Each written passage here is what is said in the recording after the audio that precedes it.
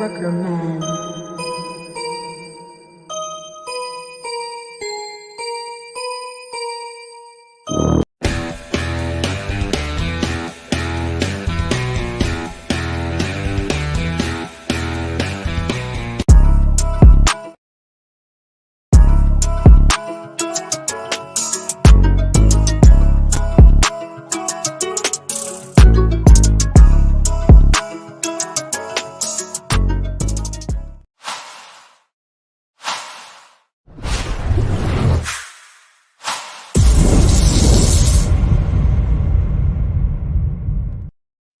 We are live. Sbtalksports Sean Webb, real takes over fake debates.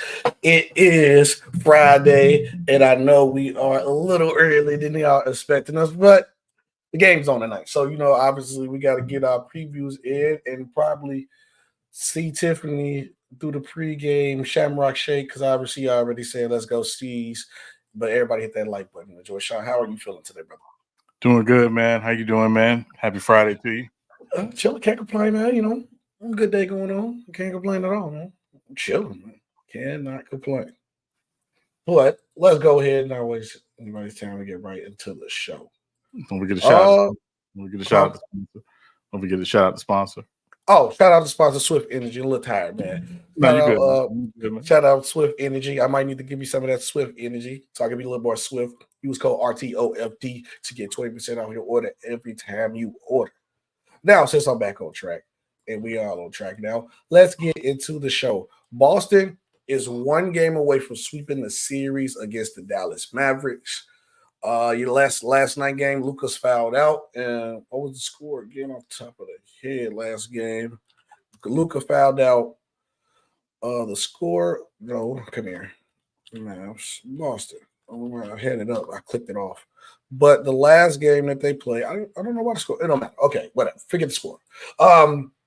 Boston pretty much won the last game. Luka fouled out during your game. What was your reaction to game 3? Again, I thought Dallas came out really good fight. Obviously Kyrie, found his groove up early in the game. Definitely, certainly I think did a good job of really kind of, helping the Mavs stay in the game in the first half. Second half was a little different, animal. Boston, their ability to kind of turn up when they need to, when they, see, okay, yeah, we're going to have to lock in a little bit more, I think was really profound, pretty evident. To be honest, SB, we talked about it from the beginning of the series. Dallas almost has to play a near perfect to beat this team. And can't beat themselves with the self-inflicted, wounds of, the turnover, the live ball turnovers, missed free throws, losing a 50-50 game. You can't do that. And so, this was always going to be a very uphill battle for them anyway.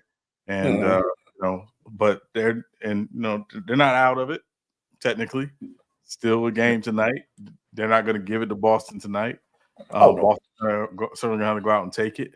But yeah, definitely was a interesting game, at least in the first half. And again, the second half, Boston kind of turned up, and obviously Dallas went on a good run in the fourth quarter, 22-2 run in the fourth quarter, to cut the lead, make it more of an interesting game. But again, it came down to who we got to talk about here shortly. Your best players have to make smart decisions in late in the game.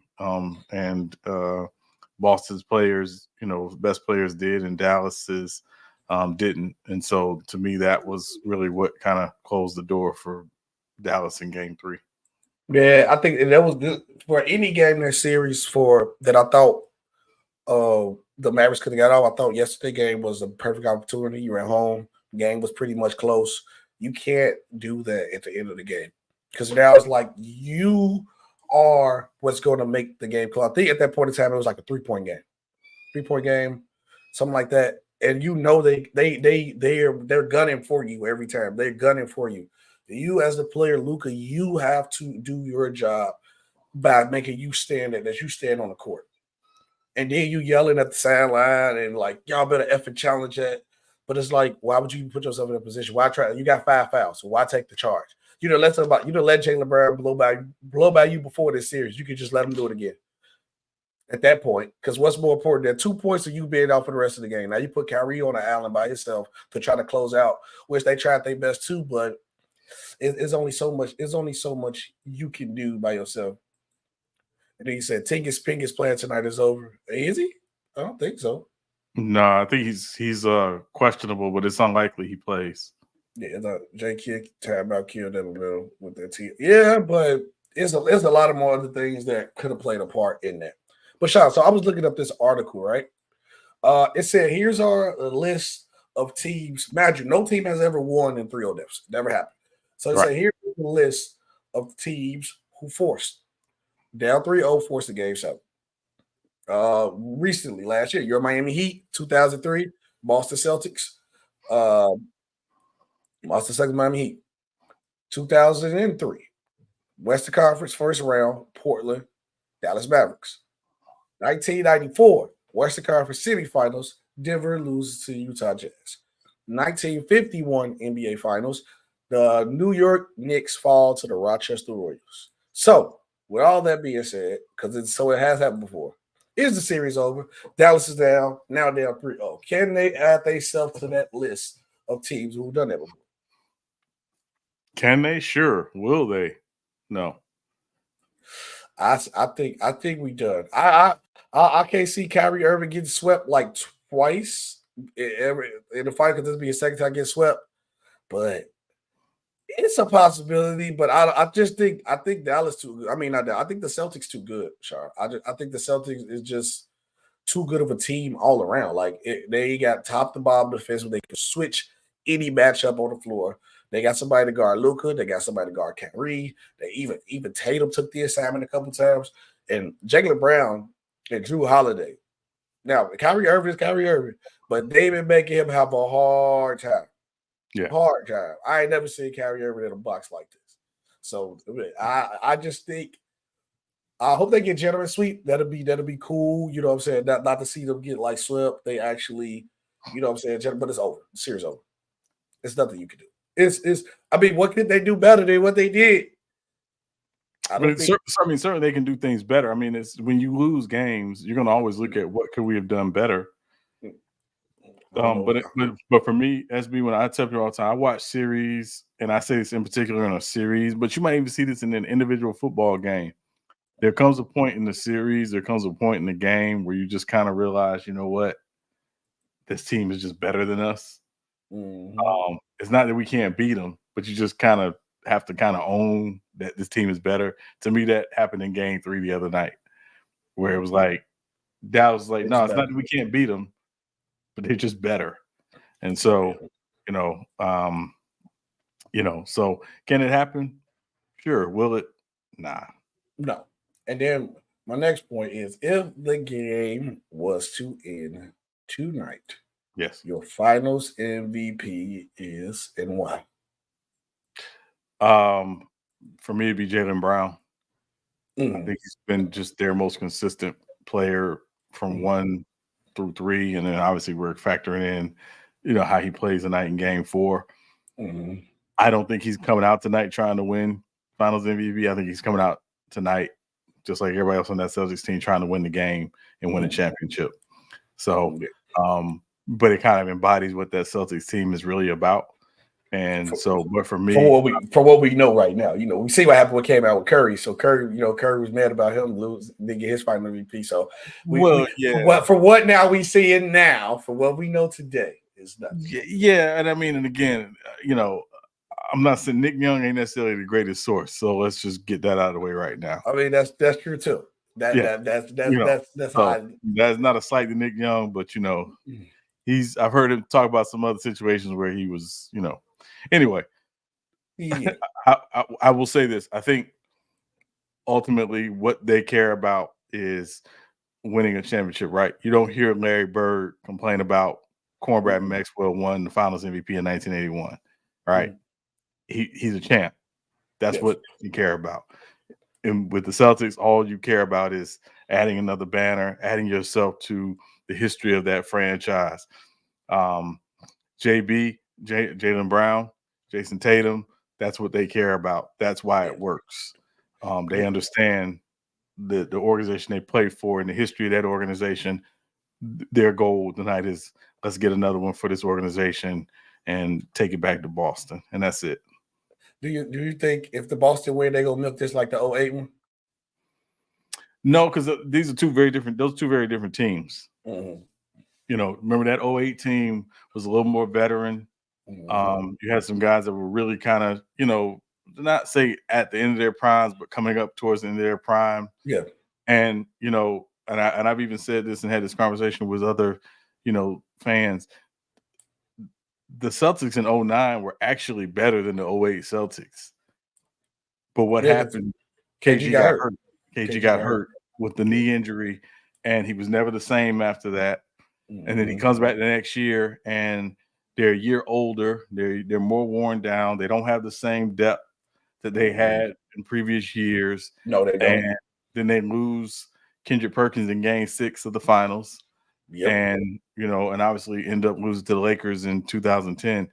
But that said, you know, what will happen if KG doesn't get hurt or if Kendrick Perkins doesn't get hurt the next year?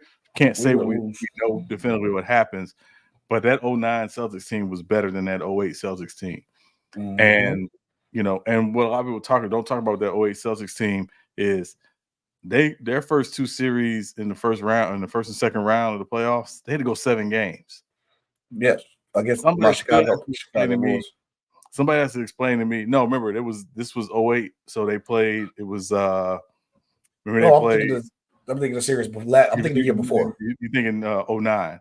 Because remember they played the Bulls in 09 without KG, and like Ray Allen had to go crazy, and he had like 52 in one game or something like that. We don't got to talk about how he did it. We ain't got to talk about how it happened. Yeah, but my point is every season is its own story. Every season is very different. You never know what next year is going to be. What you want to do is close out this season as the champ, and then let's see, you know, what happens next year. But the last thing you want to do is be focused on, you know, what the run can be. Right now, get it locked in for tonight first, and then let's go from there.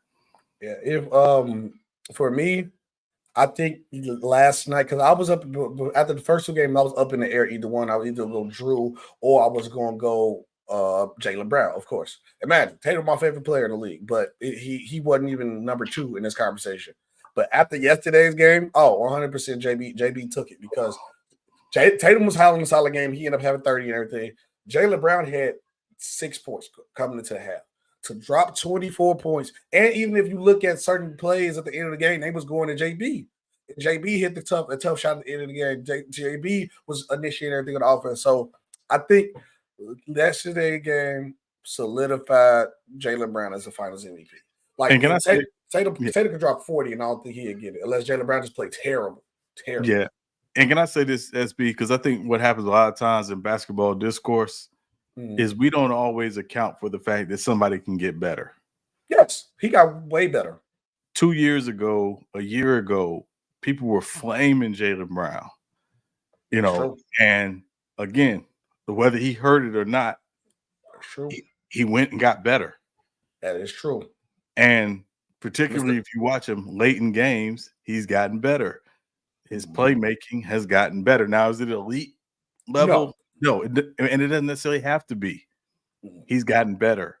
So I think sometimes, when, you know, just in basketball discourse, you know, we have to remember that guys are okay, you know, going through their growing pains. It's not a, you know, microwave league. You know, nobody's a finished product at 19 or 20 or 21. Guys have an opportunity to get better, and he did. And, you know, and so I think that piece has to be, you know, acknowledged. And for all those who were flaming, you know, Jaylen Brown, and, you know, hey, listen, you know, I'm not saying you owe him an apology, but just remember, sometimes guys do get better, and it's okay for them to get better. Yeah. They was calling him Mr. No Left, Mr. Low. He ain't got no left hand. This and that. Jaylen Brown was definitely getting cooked. He was definitely cooked. And they would say he wasn't worth the money he got. Garrison Ace said he heard it, and he's an all-around two guard. Yes, he is there. Jaylen Brown Finals MVP by 30. Tip said KP is playing tonight. Oh Lord. Okay. That man needs to sit down. I think Tatum is the best player, but Jaylen is a close second in his own right. Yeah, I can still say that I think Jason Tatum is still the best player on the team. But you will be lying if you don't say Jaylen Brown has not been playing the best. And it's okay to say that somebody else on the team is outplaying the best player on the team. It happens, which is a good problem to have. Right, it is. Is a great problem. And again, I think what people have to acknowledge is the gap is not as wide as some people wanted to believe. Right. Oh, no. So, again, who the best player is doesn't matter. Do they work together? Do they fit together? And again, 2-3 years ago, everybody's talking about, they got to break this up and this will never work and blah, blah, blah. Well, now you got to kind of eat those words because clearly it's working.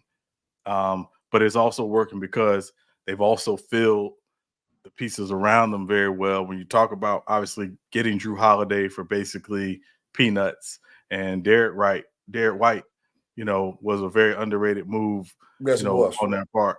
And, and we also know, what KP is, bringing back Al Horford, and, smart move to get a ring, their development of the Peyton Pritchards and the Sam Hausers and, like that stuff all matters. The Tillman, I thought getting Tillman was a very under the radar move, so again, they filled it out around them. Right. And they did to their success, they trusted that these guys would get better, and they did, and they have, and that's why they're here now. Yeah. He said, fact showing is really for sure close. So my question is this year, right? This is a good question to ask. Has Jaylen Brown inserted himself in the top 10 player conversation? Or is it Tatum? Tatum dropped himself out. Is Jaylen Brown a top 10 player right now? I don't think that's really a real conversation, honestly, SB. And I say that not as a slight to Jaylen Brown. I think when you talk about the perceived top 10 conversation, you're talking about a guy who is the number one player for their franchise, right? It's a guy can be really, really talented and really great, but when you talk about top 10 is generally, someone who is the number one player for their franchise. And I'm not saying Jaylen Brown can't be. I don't know that. What I do know is that he and Jason Tatum have figured out how to do it off of each other. And again, a lot of that credit goes to Joe Mazzulla and that coaching staff, because again, it's not the your turn, my turn. They play off of each other very well. And so certainly, again, as I said earlier, I don't think the gap between them is wide. No. But top 10, top 15, top 20, doesn't matter. The man's an all-star. The man's got a bag. And after tonight, if they take care of business, the man's going to be a champion. That contract that everybody was joking about is worth it now. That contract was worth it now. Yeah. And at the end of the night, if they're champs, that's all that's going to matter. It is. Ty said, I told y'all sweep. He's top 15, not top 10. That's cool. Because then I asked, so does it take Tatum? Tatum still a top 5 conversation? I know Tatum top 10 for sure. Again. Easy what, I don't want to say it. I say it. Tatum's still the top 5 conversation. Jaylen Brown is certain himself up. That's what I would say for sure. But we got the game tonight, though. And that's why we streamed a little bit earlier today. Because obviously everybody want to chill, watch the game. I know y'all gonna watch the game. So we have to get y'all early before then. But Sean, game 4 winner tonight is Boston Celtics. Get it done. They partying. They're going to Dallas. They're partying. I mean, I was talking about this last night. I was like, don't get me wrong. Boston's cool. I think if you ask who 2 cities that have a better parade, I think Boston have a better parade. But if I win a championship, I party in Dallas. I want to party. I don't want to party with those Shamrock Shakers. I want to go with Dallas. Well, it's gonna be popping because Dallas. Oh, if they win to Dallas, it's gonna go down. Jason Tatum, look, man. Jason Tatum, you better, so you gotta make sure you chill, brother. He said SGA above Tatum, baby. Yeah, no, we ain't doing that. C's focus. Don't feel sorry for him because nobody did the same for them. Yep. Hey, I like that. In 2 years, that contract would be a bargain after the new TVD and see. Oh yeah, people. Oh, I would say people. I forgot about that too. So that yeah. Sometimes, hey, if you know that money, if you know the new money coming, I'll try to sign somebody now. If you could, hey, get the deal done now. But Sean, for me, I don't want to see Kai get swept. I don't want to see Kai get swept. But I'm being honest, series over. After last night, series over. Series over. I didn't say series for him. I said series. But yeah, series over. I just think Austin, I don't know what else the Mavericks could do. I don't think they can keep up defensively. The Celtics just is an all-around better team. And I also seen this article. I wanted to put this in. I want you to have a question on this point too. Because people are complaining about Boston having a cakewalk to the finals.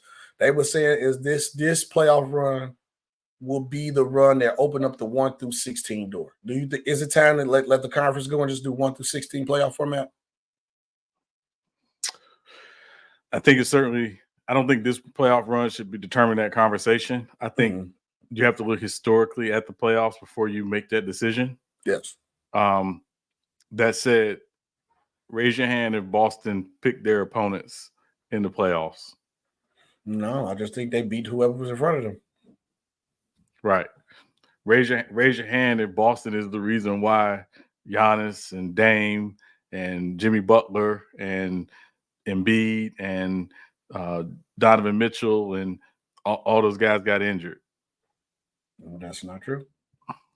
That didn't happen. So they Boston fault. I feel what you said. You play who's on your schedule. User, hold on, what you saying? TikTok. He said he got the Mavs winning tonight. I gotta move it over so I can see them. He said he got the Mavs winning tonight. Lock in, guys. I don't know, bro. It's hard. Boston got 4 people who gonna give you 15. One through they switching everything. They started 5. Who was a mismatch? Like, I mean, who can you really put out there? Maybe Porzingis now because he on one leg, but he was protecting the rim crazy. So I don't know. And also do breaking news. Yeah, sure. It popped up on my phone. It's true. Porzingis is playing tonight. So it's 100% locked in. All right. I think he should just set it up. I need this thing to be over with tonight. It might be. It might be. Yeah. But since we talking about the C's, I wonder how Lakers fans and Boston fans are going to be arguing now since Boston going to be back up 1 championship. So the rivalry continues with those two. So we got to go with the Lakers since we're talking about Boston. LeBron James, JJ Redick, formally interviewed for the Lakers head coaching job. Yes, JJ Redick got his interview. Dan Harley turned it down.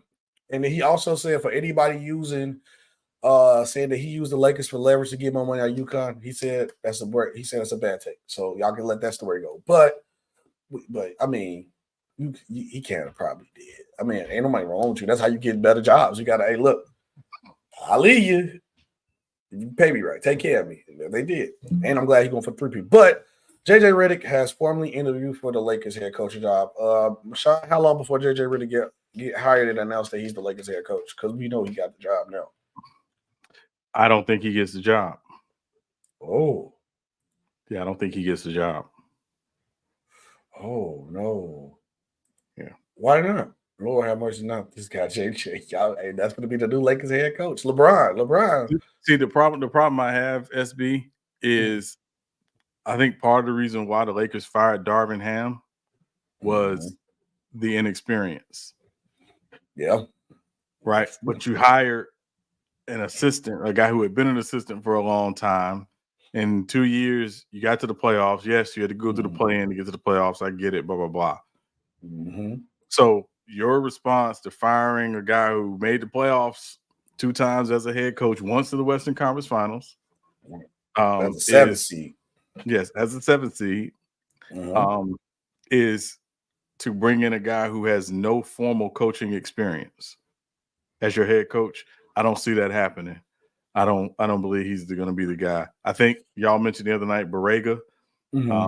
I think Borrega is definitely going to be in the conversation. I know he's been talking with Cleveland as well about their head coach opening. And to be frank, I think Cleveland from a roster construction perspective is a better job. And even their front office is better. The ownership ain't great because Dan Gilbert's an idiot. But at the end of the day, I don't expect that JJ Redick will get the job. I think it'll be somebody with experience who gets the job. So I understand why they're talking to him. It makes sense, I guess. But for me, if I'm the Lakers, and again, what did you just come off of? You came off of a coach who didn't have an inexperienced coach from a head coaching perspective. Go get you a coach with some head coaching experience. So I think it makes a lot of sense for them to look at James Borrega. And again, I mentioned the other name I mentioned is Jay Wright from Villanova. Right.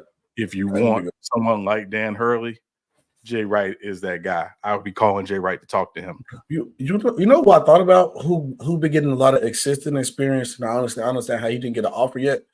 You know what? Why Sam Cassell never got a job yet? He's been an assistant for a minute. I think Sam Cassell is due. I think Sam Cassell will be a very good head coach. Go to Cleveland, Sam. The only thing for Sam would be the media, how he talks to the media. I don't know if he's the best talking with the media, and that's not a slight to Sam. I'm just thinking back to his player days. But from a basketball knowledge perspective and, working with players, he got that part. So I think that, factors in when you talk about somebody being your head coach, because a lot of times your head coach is speaking not just from a game perspective, but from an organizational perspective. So that may factor in to why he hasn't gotten a real shot. Scotty Brooks, maybe. I'm saying Mark Jackson too. Yeah, Yeah, he said apparently Tatum and Matt. I don't know who is that. So I can just put two and two together. They got to be a hockey player. It is. I can tell by the last name is hockey, but that's crazy. But he said they were friends in middle school and apparently both up 3-0 in their respective championship series. Dang, the hockey finals going to be a sweep too. Oh man. Yeah, probably. Yeah, like Panthers are going to sweep. Sweep. Oh yeah, look, double sweep going on.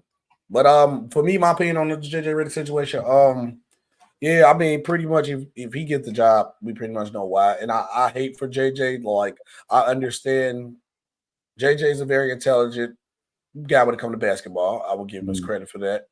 But I don't think you want to get your job this way because then they won't feel like they won't give, which JJ Redick could deserving of a chance, but try to be assistant, get some experience like that. Yeah. But I don't want him to get it this way because then nobody never really gonna give him no credit.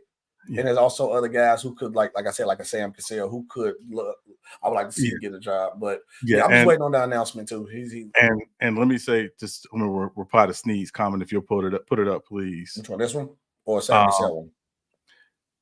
So yeah, that one. So it's not how you deal with the media; it's how you elocute with the media, Sneed. And that's not Sam Cassell's strong suit as a public speaker, and that's not his strong suit. That's what I mean. Which ain't nothing wrong with that. Ain't nothing like wrong with it. It's just the truth. You gotta call a spade with it if you can. And again, it's when you put someone in front of a camera, in front of a mic, how a head coach elocutes himself in front of the media matters because they represent not just the teams that they're coaching, but the organization, and that's why it matters.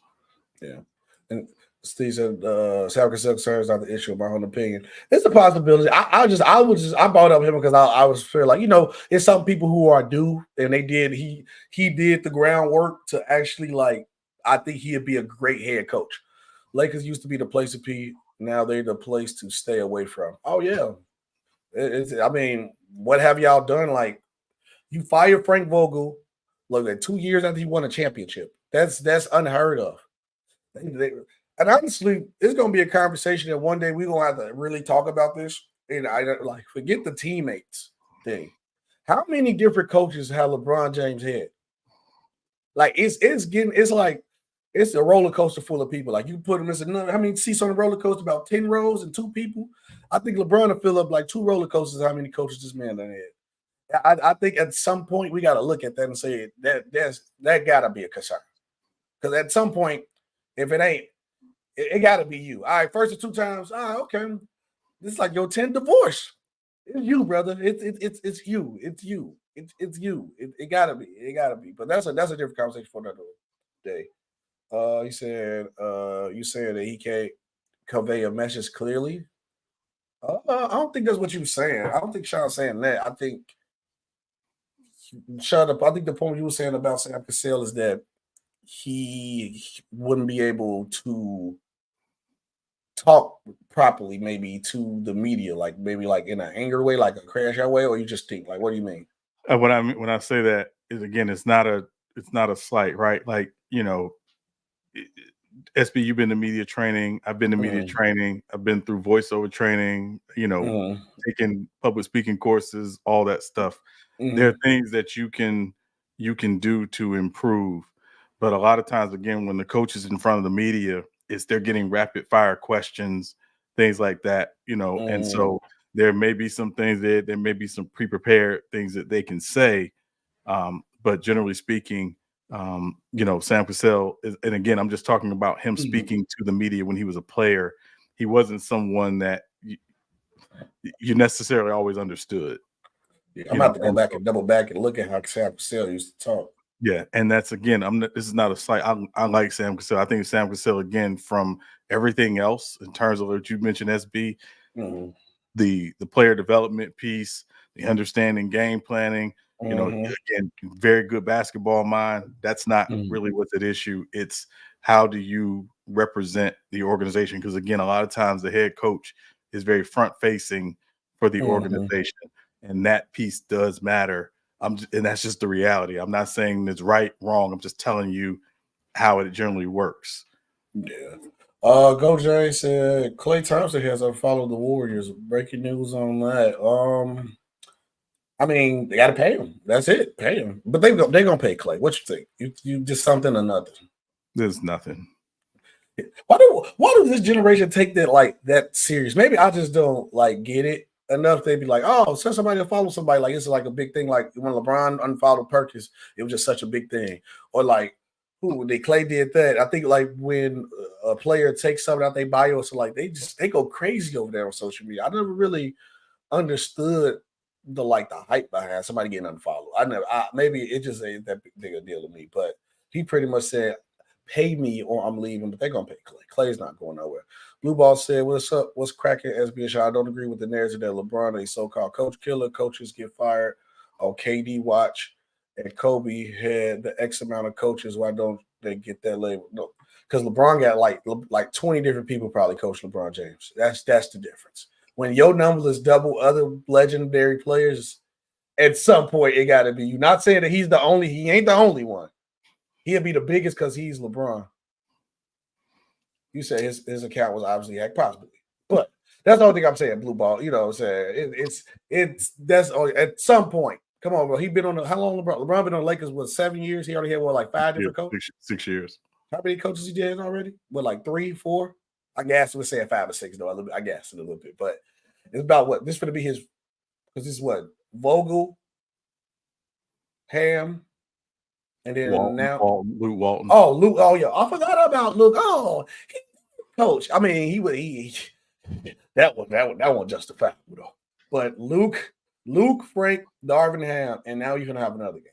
So he's a one team run. He had 4 different coaches. And the only place that has been the most stable for him is the one organization who kept everything right. And when he wanted to what he wanted him fired too. Pat Riley said no. So shout out Pat Riley, because the list could have been longer. Shout out Pat Riley. But before we get on to this next story, I think it was a troll page. Okay. He said, who do you guys got game for? We both got the Celtics. We said it's done. He said that's unfortunate Sam Cassell because he's the incredible player and leader and could definitely parlay into a hell of a leader on the. Oh, yeah. I think Sam Cassell, it's his due time, but that's probably part of the reason why he didn't It's not like I don't hear everybody coming out turning down like Sam Cassell. I don't think he out there looking for a head coaching job, but maybe that could be the reason. You don't want to set yourself up for failure, and Sam doing a great job. On to the next story. Okay, another day for the WNBA, another day of Caitlin Clark drama. Caitlin Clark speaks out against those who directly use racism, ACEs, because I'm on TikTok. I gotta say ACEs, can't say the R word. ACEs, misogyny comments towards WNBA players. She said it's disappointing. I think everyone in our world deserves the same amount of respect. Clark said the women around our league deserve the same amount of respect. People should not be using my name to push those agendas. It's disappointing. It's not acceptable. And her rival at this point, was it DJ? How do you say her first name? Because I'm looking at her Twitter. I think it's DJ Carrington. Comment. And I don't know. Tell me, do you take this? I think she was just talking on a topic, but since like her and Caitlin Clark got to think, I don't know if this directly towards Caitlin Clark, but tell me if I'm wrong. I don't think it was. I think she was just doubling down on I think what Caitlin was saying, but you tell me what you think. She said, "Dog, how could one not be bothered about their name being used to justify acism, bigotry, misogyny, was it xenophobia, the other word, the H word phobia, because I don't want to get the laugh shut down." And inner selections of all of them is nuts. We all seen the delete word. We all have a platform. We all have a voice. They all hold weight. Silence is luxury sometimes. I had to be careful. I just stumbled over a word because I'm scared to say a word. Then TikTok and shut the laugh down quick, boy. They get you bad. That threw me off a little bit. But obviously, with everything being said, how did you take both tweets? How did you feel about Caitlin's comments? How you feel about DJ's comments? How you feel about the situation in a whole? So let me say a couple things. So the one thing I think I do appreciate about the Caitlin Clark situation is that it is creating a conversation. Yeah. And I think what happens when these conversations are created is how deep and how willing are you to go in those conversations, and to be very honest and be very frank about why certain things may exist. Now, I want you to take note, SB. Notice who hasn't been pulled into this conversation. Cameron Brink hasn't been pulled into this conversation. No.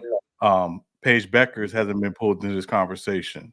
Nope. And I think largely the reason why is because they have both been very, very open talking about white privilege and how, and again, in a sport that is largely run by Black women, that they understand that there's a certain white privilege that exists, and they've been very deferential to Black players and understanding that the Black woman is generally the best player and the better player. So that's why they haven't been pulled into this. So there's an acknowledgement from their side. I think what some people were looking for from Caitlin was just the acknowledgement of it, and largely she hadn't acknowledged it publicly. And I'm not saying that she has to. I'm saying that as long as she is kind of front facing, eventually you may have to address it. How she chooses to address it is her choice. What I got from her statement was she's kind of ignorant on the matter. Right. And ignorant, not in the sense that she's stupid, ignorant, and she just doesn't know. She don't know, yeah. But I think a big part of that is how she came up, how she's really kind of been sheltered in certain areas, and now she's in the real world, and these are real conversations. So what I would hope for her is that she takes the time to educate herself on, here's why we've gotten to this point, and here's why people are expecting a certain acknowledgement from you. But she's got to educate herself on it, is what it seems like to me. And again, she's 22, 23 years old. I don't time to learn. She has time to learn. I don't expect her to have all the answers. This is the nature of being in the position and having the platform and the space that she has as a WNBA player, as a white WNBA player who is also becoming very quickly one of the faces of women's basketball internationally. So, and again, not just a face, a white face. So that matters. And there's got to be an acknowledgement of that. What I'm glad she didn't do was say anything stupid like I don't see color or any of that garbage. She would have got fried for that. Oh, that would have made it bad. It would have been bad. I think, yeah, that would have been bad. Yeah, it would have been. 50 said, I'm tired of the WNBA, man. Garrison said she'll get better. Those chicks are toughening her up into the league. Yeah, I mean, and that comes with it. Go Jays said WNBA is expected to lose 50 million even with the prize and popularity. Yeah. I mean, it happens like that for a reason. But my point from let me look back at the comment again. From her point of view, yeah, it was like you could see that she, like you said, I agree that she kind of a little bit out of the loop a little bit. But at least she's not, like you said, didn't say nothing crazy. Like I don't see color, nothing crazy like that, and didn't run from the. Obviously, I think this was at the interview or something. I don't know where it came from, but I'm glad that she has said something so that showed me in future my idea. In the future, I can see her once she gets the knowledge and the true understanding. I can see her maybe speaking up and saying that because at some point. Yeah, she's the most popular. She's the most popular basketball player right now, and then if she gets her skill set to the level of what everybody thinks she's going to be at, she's going to be the face of the league. And when you are the face of the league or one of the cornerstones of the league, certain responsibilities fall on your shoulder.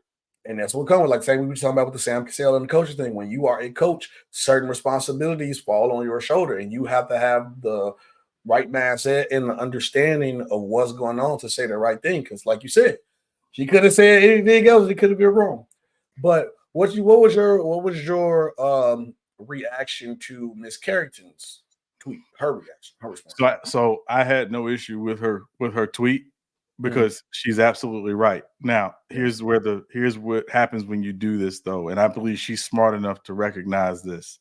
You put something out like that, you got to be willing to be, I think, a part of that, on that conversation and stand on business and be willing to, in some cases, school people, certain people who may not know, who may not understand, who may not recognize why you said what you said. Here's why. Stand on business and move forward. Now, again, I don't expect DJ Carrington to become the Colin Kaepernick of the WNBA. I don't think she has to do that because, again, I think that was in my opinion, the unfair thing that happened to Kaepernick was that he was expected to be the voice to always speak on these different things. No one person can do that, you know. So I think at the end of the day, if she has an opportunity to, be a part of pushing the conversation forward, that I hope she does that. But I had no issue with what she said because she's absolutely right. But again, someone on the other side may not fully understand that this is what is happening and this is why it's happening, that your name and your image is being used to push, racism and xenophobia and some of the other things that she mentioned in her tweet. Yeah, look, trust me, you can look at those comment section. I'm looking at that comment. I'm looking at this comment section. Yeah, no, you definitely getting a little bit of both. You getting a little bit of both right now. I give you one. I'm gonna give you some of the PG ones I've seen. Bad. Somebody's he's a hockey guy, but shouldn't say that. But yeah, you can put it. She says, "So jealous, it's sad." What is she jealous about with the statement that she made? Because it's not like she didn't say nothing wrong. I just think forget it. I'm gonna say it. I'm cool. I think Caitlin Clark is cool. She did a thing bringing the popularity. But y'all, Caitlin Clark Guardian Knights have to stop, bro. Y'all got to stop, bro.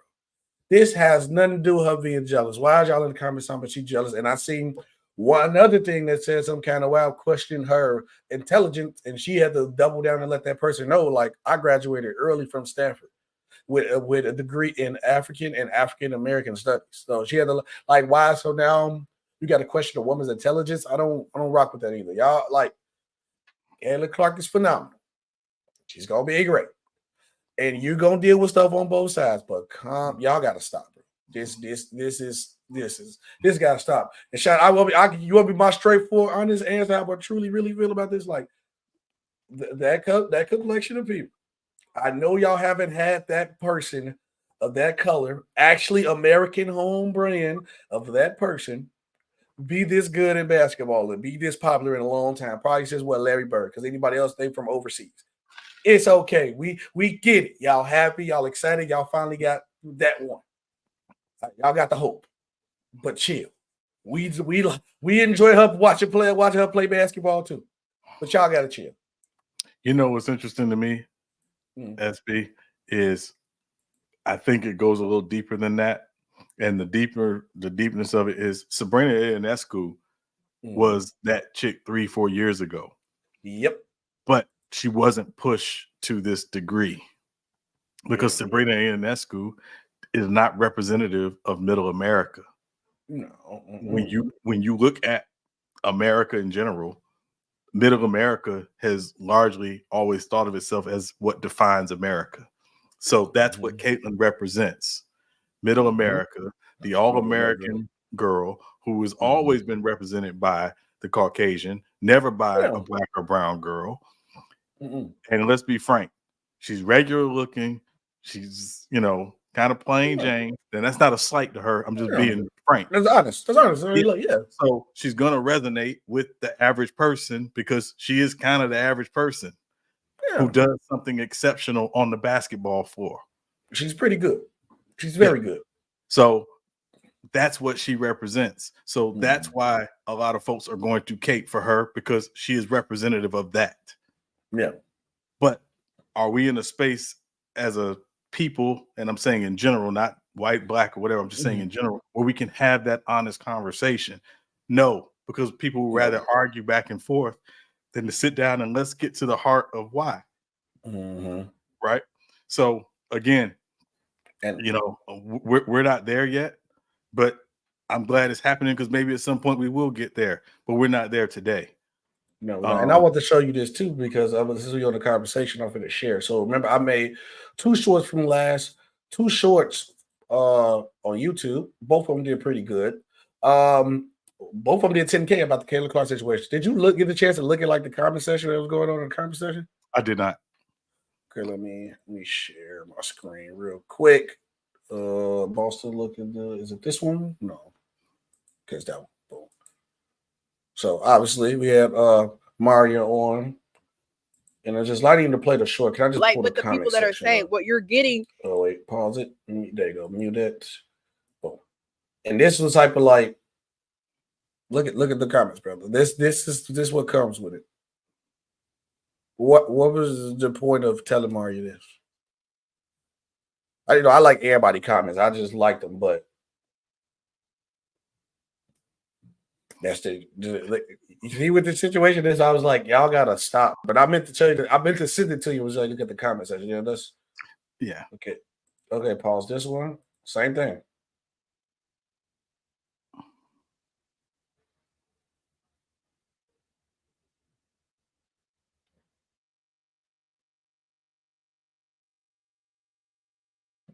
That's what I was like. All right, guys. Like at this point, Sean, I'm like, that's what I was like. Okay, let's call a spade with this situation. Like, can we stop now? Y'all gotta stop, bro. It's okay.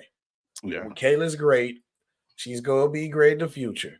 But just because somebody has a voice, I mean, I'm just have to say, that's how they act like we can't have a voice. But just because somebody has a different opinion of that player, it's okay. We know that Caitlin Clark brought us to the league. Everybody tip their head to her, but we don't have to kiss her ass all the time. Let me say this. Let me say this, SB, just real quick. Excuse me. This is what I would liken it to. Say you've been working at a job for 6 years, and someone brand new comes in, and they come from this company, and they were a rock star at their other company, and they come in and they bring some of that rock star quality to your job and to your company. And the CEOs and the high level execs all they do is really kind of heap praise and attention upon this person. But you've been at that company working your tail off, grinding for 6 years, working late hours, constantly, going above and beyond to do your job and do it well. But you never got that adulation. Whether you like it or not, you're going to feel some type of way about that if you've been on that job for some time. Oh, of course. But to just play devil's advocate, if I knew that person coming in comes with like you said, better benefits and more money, I'll probably be chill. I can feel it, but I'll chill because I know the money coming. So that's the other side of it, that you hope that that person who comes in with that rock star quality is going to bring more money and more things to the equation so everybody can get a piece of the pie. But that hasn't happened yet. And so again, it's like, hey, I've been here I've been doing this for years, but again, that's really a big part of what's happened. And again, I'm not telling the women in the WNBA or in any situation how they should feel. They have worked their tails off to get there and do my thing just like she has. All I want you to do is just to recognize that too. She is not the only one who has done that. That's all we're asking. And so, What is Sturdy talking about? Who's messing with my host? Who's messing with your host? I'm confused, Sturdy. I am so confused on that one. I don't know. I'm lost on that one. But no, I 100%. You hit it right on the head. I 100% agree. But like I said, it's a double-edged sword with this situation because it is the benefits come from. But like I said, we gotta chill. That's like we were just talking about a certain big sport personality. Pretty much like they want to like throw it in your face, like, oh yeah, I pick people to be on my show. Like y'all can't do that. Like Caitlin Clark, like nobody in WNBA owes Caitlin Clark anything. But I do think that she comes with a lot of things that will benefit the league in the future. That's it. That's all it is. Leave it like that. But let's go on to the next story. Ex-Illinois star, looking to enter the NBA draft this year, Terrence Shannon Jr. was found not guilty of a great charge that he had received. This is before we get into like deep situations. Let me say this: you young guys that are athletes. And then somebody clip this. If you know somebody who's an athlete, send this to them. Y'all have to watch out for those vultures. If they know, especially now y'all get the NIL. So you in college as a millionaire, watch out for those women trying to get you, young man. They will try to get you. I told Sean, I was telling Sean before the show how she got caught up because they was in a text feed. And she telling her friend, we got them with the money assigned. They will do anything to get you and ruin your life. Some of these women don't care. Now, if anybody who actually went through a great situation, I'm sorry you went through that. That's bad. But to lie on someone's name, one, you ruining somebody like image to everybody else. You ruining that person's life if you lie. Because to be accused of something that bad is not a cool thing, and you will never be looked at the same. It's a bad thing. It's starting to get to a point now, Sean, that I want the women or anybody who falsely do this need to be held just as much accountable as somebody who actually did it. Because thankfully that this came out, he got a not guilty verdict, but thankfully, like, you know what I'm saying, she could have ruined this kid's life and possibly almost did. So what's your point of view on this situation about everything that went on? And I believe you said he's projected to be a first round pick this year. He is. Yeah, he is projected to be a first round pick. A lot of the mock drafts have him going in the first round. I mean, these situations, unfortunately, this will not be the end of these situations. And again, I don't want to go into the details of what happened. If you're really interested in that, please take some time to research it. Research it, yeah. I wasn't trying to go in details of it. I was trying to keep it so I want to keep it very high level. hopefully this isn't something that will, stick with him for the rest of his life. That hopefully he'll be able to move forward and, have a very good career but an even better life. And, one thing I will say, and the reason why we're talking about it is we are obviously coming up on the NBA draft in a couple weeks. I don't know. Are we doing a live stream for the first round, SB? Oh, we can, but it depends on what days it is. You got to remind me early enough. Then I know. Yeah, it's a Thursday night because they broke up the draft in 2 nights. So Thursday night's first round, second round's Friday night. But that's it. I don't know. Why the NBA act like they got like 5? That's being greedy. Come on, man. Y'all don't. They're trying to, hey, listen, more exposure the better. But no, in all seriousness, there'll be teams that certainly who may be interested in him, who will use their own investigators and security to look at the situation, to do their own background and research on him. Depending on what they find, they may keep him on their draft board. They may take him off. But hopefully this doesn't keep him from getting drafted, which again, by all accounts, it shouldn't. So I think that's the main thing. But again, to your, I really hope, and I'm not saying just athletes, just people, just be careful, y'all. A lot of folks out here do not mean you any good. Just please be careful. It matters. So please, just be careful. Yeah. Look, I can't do nothing after that. You hit it right on the head. Let's go. We got 2 more stories. 2 more stories, Sean. 2 more. Jaguars have signed Trevor Lawrence to a 5-year extension worth $275 million. I believe it's like 150 of it guaranteed, 140-ish or somewhere around that range guaranteed. Which is, I would think these dudes, they should do this, and they did do this. My problem is this, Sean. For the people questioning them paying Lawrence, I'm like, what do you mean? Why would the Jaguars pay Lawrence? When was their last quarterback? That was great. Mark Brunell. Yeah. How long ago that was? Exactly. Talk about why would they pay him? I know they try to compare him to like Daniel Jones and another. I'm like, first of all, he went through your first year in the league. You got to coach you got to coach after a game at that you lost. And he at the bar and y'all at the bar stayed behind to hang out in Ohio while the rest of the team went back to Florida. And then was dumb enough to get caught. Right. Oh, my God. That's the Jaguars coach. What are you doing here? You got a young thing. You in 4K in public. Then you go do it in public. So imagine, he didn't really have a true rookie year one. But Daniel Jones, compared to, I know you try to do like the little number things, whatever. Daniel Jones is nowhere near the level of quarterback Lawrence is. We can call a spade a spade. So don't for anybody to question why they pay him, I'm going to be honest. You're not really intelligent to me. I'm taking it as. The smart decision, football-wise, that's what they supposed to have did. What about you, Sean? What was your reaction to it? So let me say this. No, Blake Bortles does not count in this conversation. Go, James. We ain't doing that. Blake Bortles. All that, Tiffany. But you got who else you gonna replace him with? So let me say this. The rule in sports, when you pay somebody, you don't pay them for what they've done. You pay them more for what you project they're going to do.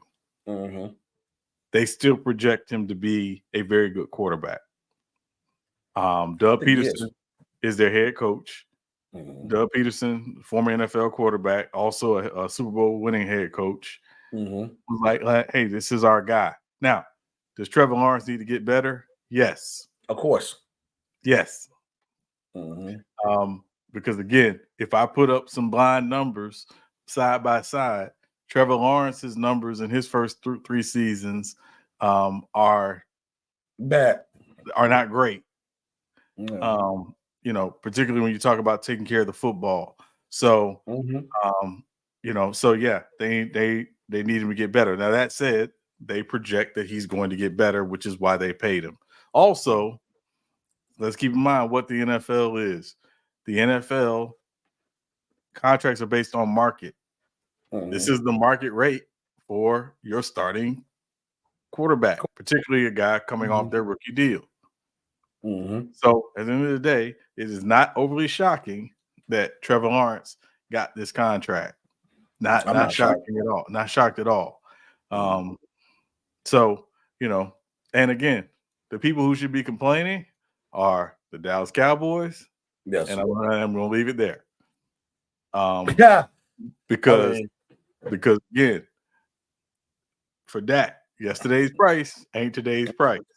Mm-hmm. So, Now, if you ask me about complaining about who gonna replace that person, that person with that one, yeah, you can just take a chance. Take a chance out. You can let him walk. Take a chance. That experiment has looked. Sorry, Cowboys fans. I think that experiment. Look, you got a choice. CD or Micah. Dak, you got to go. Odd man out. Don't. At the end. Oh, I don't know if you heard too, because we are part of the Cowboys. If Micah said if he don't get paid, you know what team he said he want to go to? Yes, Pittsburgh. Oh my Lord! Now it won't happen. It won't happen. Yeah. Jerry won't let that happen. Oh, Jerry won't let that happen. No, maybe he would because the Steelers on the other side, but JJ Watt and Micah. Oh my Lord! No, it won't happen. My Lord! I feel bad for any quarterback had to play them. But last story, not least. RIP to the logo, man.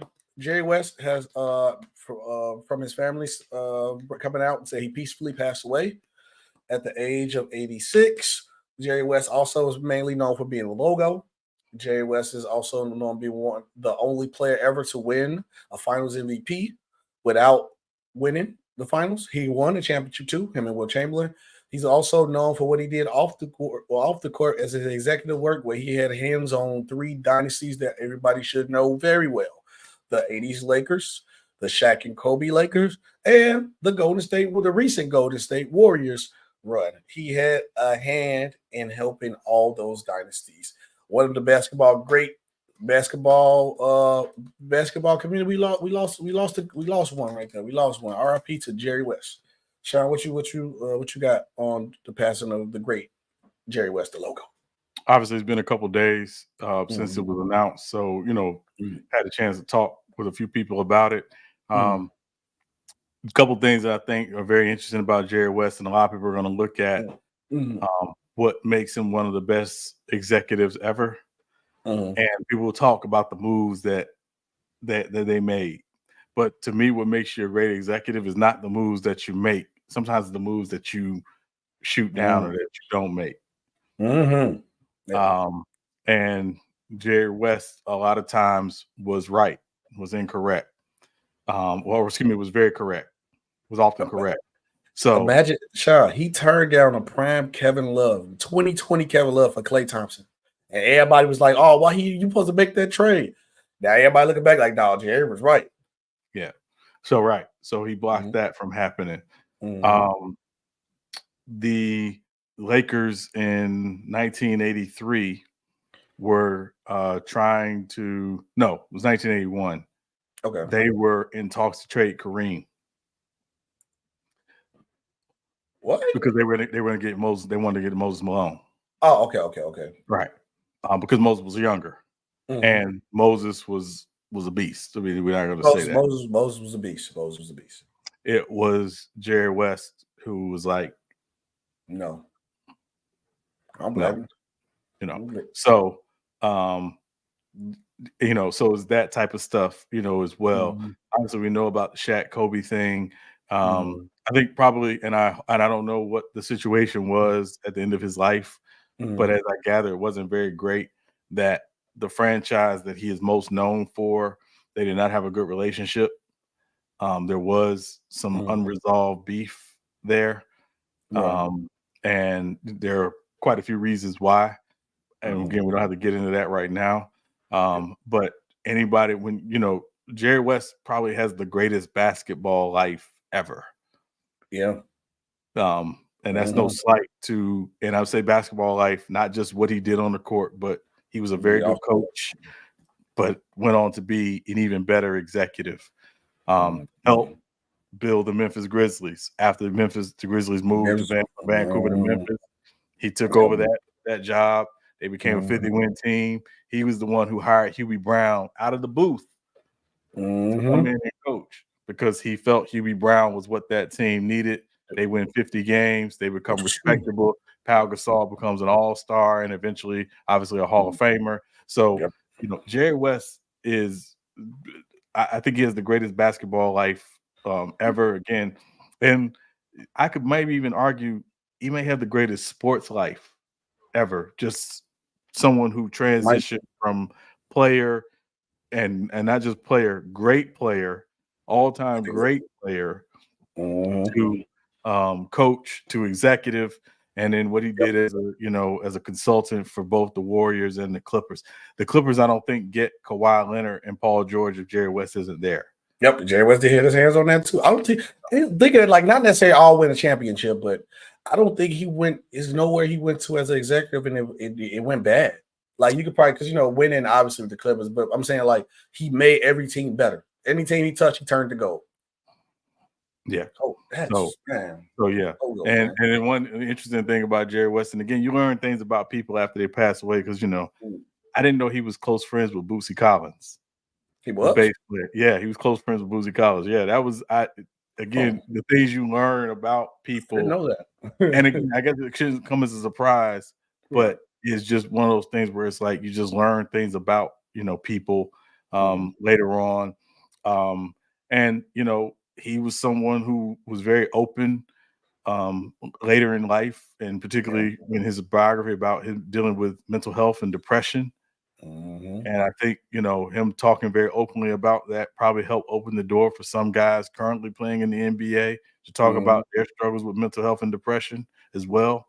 So, and he was someone that people that he was a confidant, and I'll just share this, and you probably noticed, SB, after 2011, which I don't want to talk about what happened in 2011, but we all know what happened in 2011.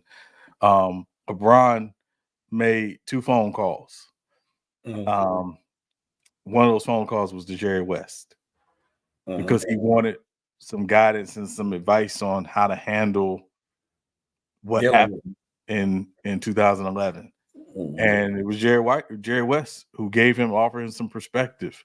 And so when LeBron tweets out, my friend, my mentor, he meant that. Yeah. And again, Jerry West at the time wasn't working for any teams, but the fact that he was always willing to be, kind of a voice to the younger generation, and they respected him, and they knew he was the logo, but they also knew just how great he was. And there was even, again, we don't have to go into everything, but the man has his fingerprints all over the NBA, all over basketball. It was a big loss, tremendous loss, but his life and what he accomplished is not going to be forgotten anytime soon. Yeah, and then I think you hit it on the head because if you really look at it, like I don't really know nobody else in sports who was this successful on and off the court or on and off whatever he did. Like, and he's like I can't. I mean, there's a couple people obviously who's very successful, like the Mikes and whatever. But you can question that Mike. Like Mike ain't really done a good job as an owner. He ain't live up to the hype. No, he was terrible. He was terrible. Yeah. Let's just call it what it is. He was terrible as an executive. He was terrible. Mike was terrible. And then I was trying to think about it. Like, was Jerry West a better executive than he was a basketball player? That's a good question. I think it's equal. I think it's equal because the only knock against him as a basketball player is losing in the finals. But they lost mostly to what people consider to be the greatest dynasty in the history of sports, not just basketball, in the history of sports. That 60 Celtics team is the greatest dynasty in the history of sports. And again, so I want to argue me about that. That's fine. But what they did in their run, 11 championships in 13 years with Bill Russell, nothing you can do about that will never be touched again. Let's keep it real. So, So if Boston didn't exist, Jerry West probably at least would have had like 3 or 4, sure. 3 or 4. So I will say this too, right? Because I think, again, the big part of being a great executive is not just the ability to see the future, it's the ability to see the big picture. So Elgin Baylor was technically on the Lakers roster for 71-72. Right. He got hurt. He had a knee injury, and this was pre, science where we are today. And Jerry West literally went to his house and was like, and like begged him, like, just stay on the team. Me and Wilt will carry you. Just stay on the team. And Elgin didn't want to do it, so he left the team during the season because of the injury. And that's the year they won, right? That's the year they won. That's the year they went on the 33-game win streak, which again, greatest win streak in NBA history. So, but Jerry knew what that team could do. He saw what they could be, and he knew they were going to win. Like he was so that tells me a lot about what really, kind of his thought processes were and his thinking was as an executive. So, Jerry West he's a different animal, man. He is the absolute different animal. And I know a lot of people get caught up in the, who's made the most all-star teams and blah, blah, blah. Yeah. Jerry West made the all-star team every single year he was in the NBA. Yeah, 14 years in the NBA, 14-time all-star. He made it day one. Yeah, that will likely never be done again. So, probably not. So I don't think so. RIP to the logo, man. But another great episode, as always, Sean. Episode 82. All right. So who you got for number 82? So I got two guys. I got two guys for 82. One is in the Hall of Fame. One should be in the Hall of Fame. Okay. The one who's in the Hall of Fame, John Stallworth, Pittsburgh Steelers. I ain't gonna go there, but John Stallworth, number 82, Pittsburgh Steelers. And then the other guy who should be in the Hall of Fame, Jimmy Smith from the Jacksonville Jaguars. Jimmy Smith not in the Hall of Fame? No. What? No. Look this up. Hold on. Yeah. Look up here. Go ahead, Jimmy. You got Jimmy Smith. Jimmy Smith or Fred Taylor should have been the first Jacksonville Jaguars in the Hall of Fame, not Tony Baselli. Yeah, I said it, and I'll say it again. Jimmy Smith or Fred Taylor should have been the first Jaguars in the Hall of Fame, not Tony Baselli. But yeah, put Jimmy Smith in the Hall of Fame. I'm with you on that one. Who else? You got another player that should be in the Hall of Fame? Who you said? That was Jimmy.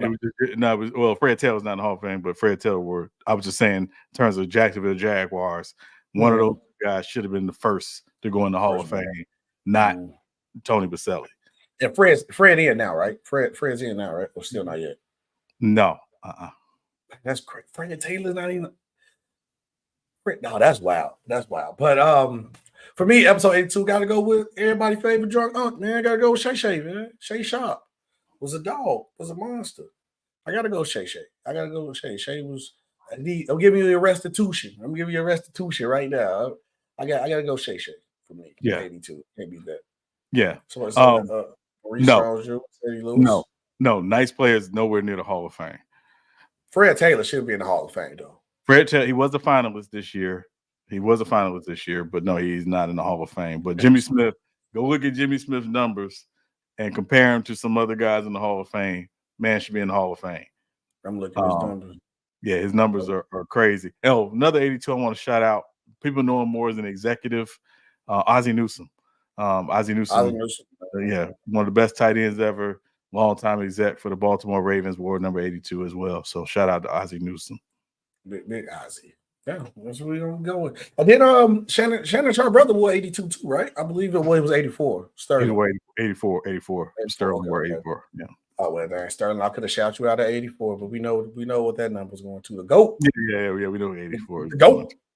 Yeah, the top 5. Top 2 and not 2, Sean. Top 2 and not 2, Sean. He's top 2 and not 2. Big Randy Moss. But thank you guys for watching. We appreciate all y'all. Appreciate everybody watching on TikTok, Kick, Instagram, YouTube. Appreciate all y'all guys. Make sure you guys like, make sure you guys share, make sure you guys subscribe. And go ahead and make sure you comment. You see we had the last 2 couple shorts, did 10K piece. Go ahead and comment on that. Let us know how you feel about it. Let us know how you feel. And calm down, you Caden Clark next. All right. But see you guys on Monday. Enjoy the game tonight, y'all. Enjoy the game tonight. Boston, oh man, it's gonna be a lot of green going on for the boys from green tonight. My boy Tatum finally got a ring. Let's see what the conversation is. And Tatum, they're not going to even let Tatum enjoy his ring because Jaylen Brown for to get the Finals MVP. So that's going to be a whole other conversation. It's all the same ring. Be prepared for the narrative, Sean. But peace. See you guys on Monday. Peace.